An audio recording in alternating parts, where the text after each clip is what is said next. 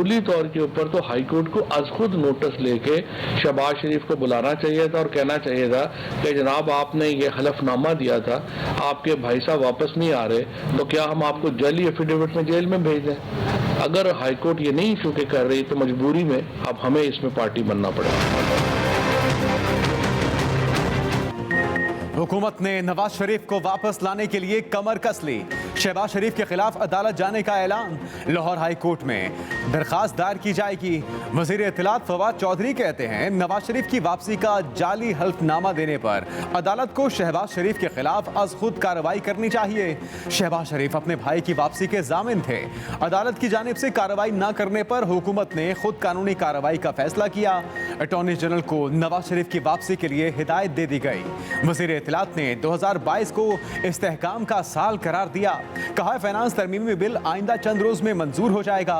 Peoples party के ताउन न करने से सिंध वाहिद सूबा है जहां शहरी सेहत कार्ड से मुस्तफीद नहीं होंगे।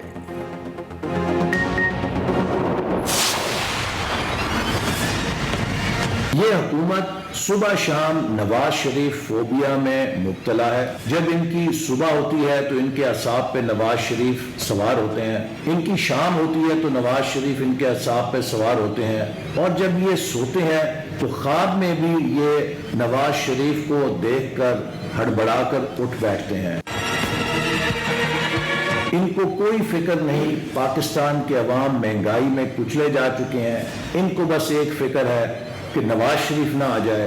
नवाज शरीफ आ गया तो क्या होगा, इंशाअल्लाह ताला नवाज शरीफ भी अब आएगा, मुस्लिम लीग नून भी वापस आएगी।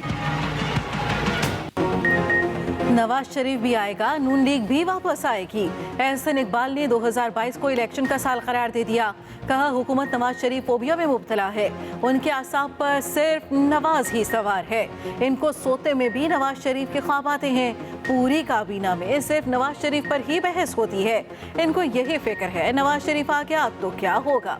तर्जुमान मुस्लिम लीग नून मरियम औरंगजेब ने कहा नवाज शरीफ पंजाब हुकूमत की सिफारिश पर अदलिया की इजाजत से बाहर गए, इलाज मुकम्मल होने पर ही वापस आएंगे। इमरान साहब आपने जो करना है करें। अटॉर्नी जनरल को आटा, चीनी, बिजली, गैस और अदविया चोरों के खिलाफ कार्रवाई का हुक्म दें।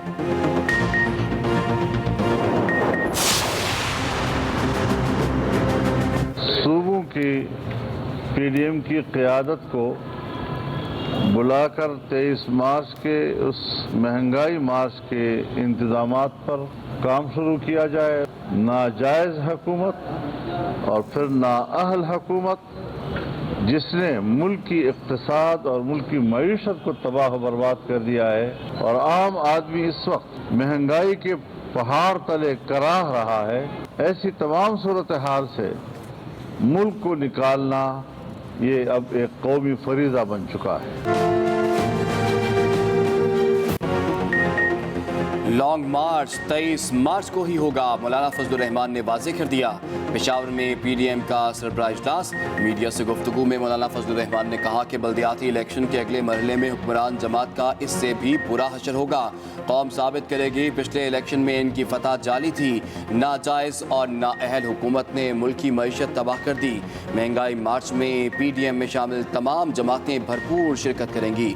मौजूदा सूरत हाल से निकलना अब पूरी कौम की जिम्मेदारी बन चुका है। पीपल्स पार्टी को कभी अपना मुखालिफ नहीं समझा। पीपल्स पार्टी और एएनपी को हमेशा अपोजिशन का हिस्सा समझा। तंजीम में वो साथ नहीं मगर हुकूमत के खिलाफ हम एक हैं। नैब की तहकीकात ये कहती हैं कि 20 अरब रुपए का गंदम जो है उसकी चोरी हो रही थी और बकौल सिंध हुकूमत के उसको चूहे खा गए थे। अब पता नहीं ये चूहे जो हैं ये इंसानी नौइयत के चूहे थे या ये चूहे वैसे ही चूहे थे जिस तरीके से कोई फालूदा वाला है, कोई रबड़ी वाला है जिसके पास से अरबों रुपए इनके निकल आते हैं।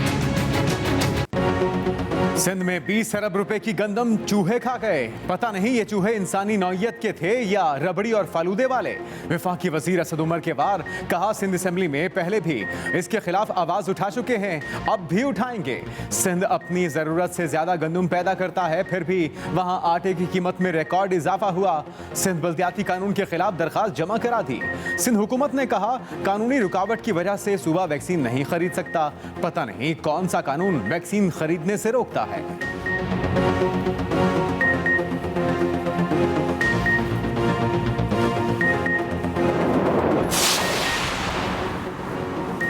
एक चूहा कोरोना फंड के 40 अरब रुपए भी खा गया है।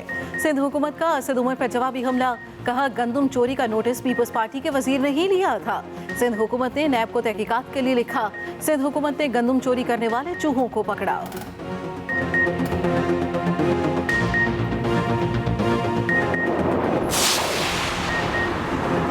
बल्दियाती इलेक्शन में टिकटों की गलत तकसीम, इंसाफ हाउस कराची में असद उमर और अली जैदी की आमद से पहले कारकुन गुस्से में शदीद एहतजाज किया, पोस्टर्स लगा दिए।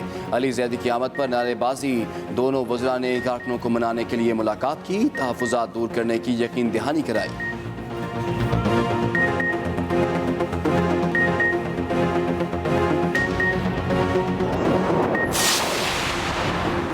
ओमिक्रॉन के वाज़े शवाहिद मिल चुके। पाकिस्तान में कोरोना की नई लहर आ रही है।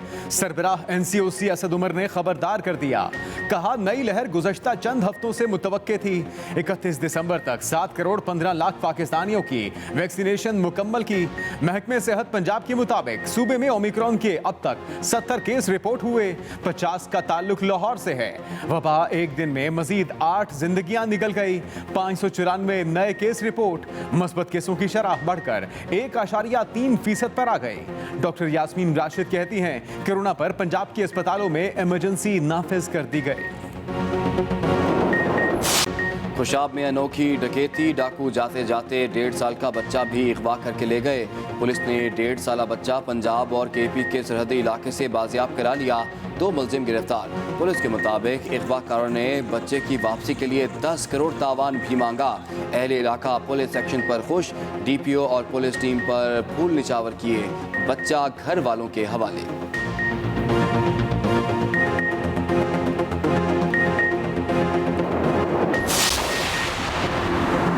अपने बेटे की पैदाइश की खुशी में फायरिंग, किसी के बच्चे की जान ले ली। मुल्तान में अफसोसनाक वाकया, पीपल मोहल्ला में बेटे की पैदाइश पर शहरी की हवाई फायरिंग।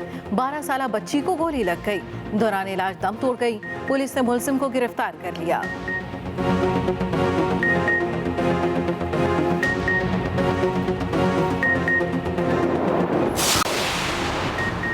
बदकिस्मती से बदउन्वान क़यादत करप्शन को काबिल कबूल बना देती है। जब तक निचली सतह पर अफसरान रिश्वत लेते रहेंगे, करप्शन को रोकना नामुमकिन होगा।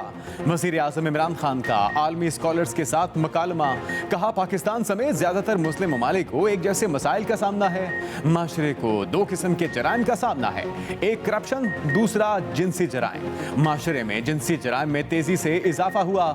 सिर्फ 1% जराइम रिपोर्ट होते हैं, बाकी 99% से माशरे को निमटना होगा। DG KDA आसिफ मेमन की गिरफ्तारी का मामला, deputy director anti corruption east zone को ओहदे से हटा दिया गया। मुअत्तल करने का हुक्मनामा जारी। DG KDA के खिलाफ कमजोर केस और नाक़िस तफ्तीश की बिना पर गुलाम अब्बास को ओहदे से हटाया गया। Deputy director anti corruption Sukkur उनकी जगह फराइज सर अंजाम देंगे। तबादले के ऑर्डर्स हो गए।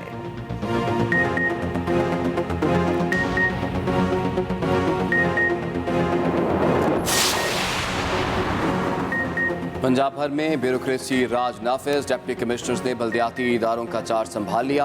लाहौर की 274 union councils, administrator, deputy director local government के सुपुर्द। डिस्ट्रिक्ट काउंसिल के एडमिनिस्ट्रेटर डिप्टी कमिश्नर्स बना दिए गए। तमाम म्यूनसिपल कॉरपोरेशन के एडमिनिस्ट्रेटर्स का चार्ज भी डिप्टी कमिश्नर्स के सुपुर्द। म्यूनसिपल कॉरपोरेशन सियालकोट और गुजरात का चार्ज एडिशनल डिप्टी कमिश्नर, जबकि म्यूनसिपल कॉरपोरेशन मरी का चार्ज असिस्टेंट कमिश्नर के सुपुर्द कर दिया गया।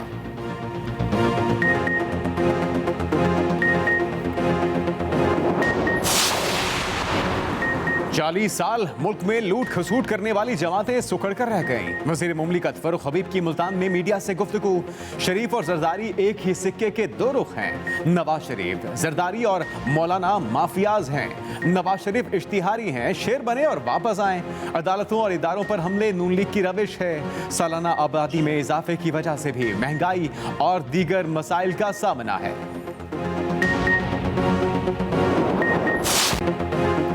बर्फबारी सब पर भारी, बालाई इलाकों में हर शहर सफेदी में छुप गई। शिगर, स्कर्दू, गांचे में राब्ता सड़कें बंद हो गईं। महकमा मौसमियात की कल से बारिश बरसाने वाला सिस्टम मुल्क में दाखिल होने की पेशगोई। कराची में बादल बरसेंगे, मुख्तलिफ शहरों में भी बारिश का इम्कान।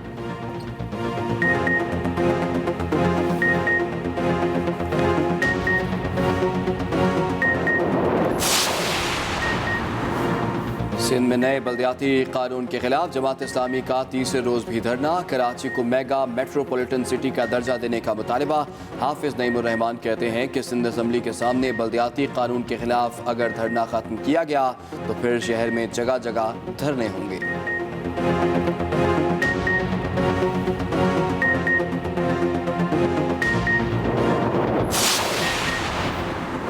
सिंध में बल्दियाती तरमीमी बिल के खिलाफ PSP भी सड़कों पर।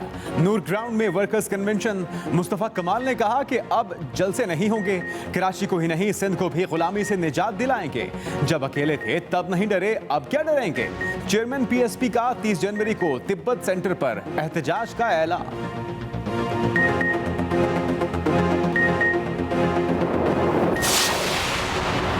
वज़ीर आला पंजाब ने बचत और किफ़ायतशारी की मिसाल कायम कर दी। शहबाज शरीफ दौर के मुकाबले में वज़ीर आला ऑफिस के अखराजात में नुमाया कमी। उस्मान बुज़दार कहते हैं हुकूमत ने शाख खर्चियों का कल्चर ख़त्म कर दिया। माजी की हुकूमत ने सरकारी खजाने को माले मुफ्त की तरह उड़ाया।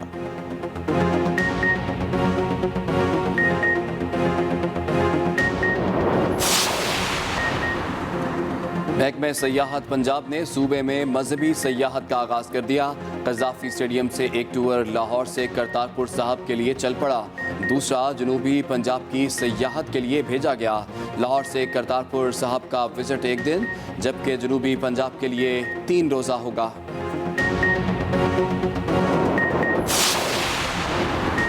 कराची में तारिक रोड पर तजावुजात के खिलाफ ऑपरेशन। 10 दुकानें और मकान मस्मार। डायरेक्टर एंटी इंक्रोचमेंट ईस्ट के मुताबिक ऑपरेशन के दौरान गैर कानूनी दुकानों को मस्मार किया गया।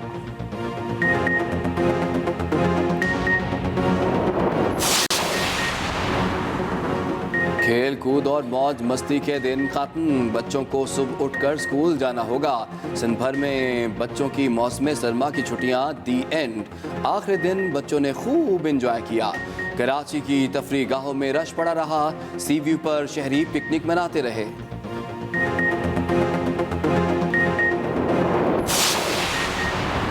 स्टार फुटबॉलर लियोनेल मेसी भी कोरोना में मुब्तला। पेरिस सेंट जर्मेन क्लब में मेसी समेत 4 फुटबॉलर्स का कोरोना टेस्ट मस्बत आ गया। टीम का फ्रेंच कप में मैच भी शेड्यूल है। साबिक ऑस्ट्रेलियाई फास्ट बॉलर ग्लेन मैकग्रा भी कोरोना की तस्दीक। सिडनी में मैकग्रा फंड रेजिंग के लिए आना था।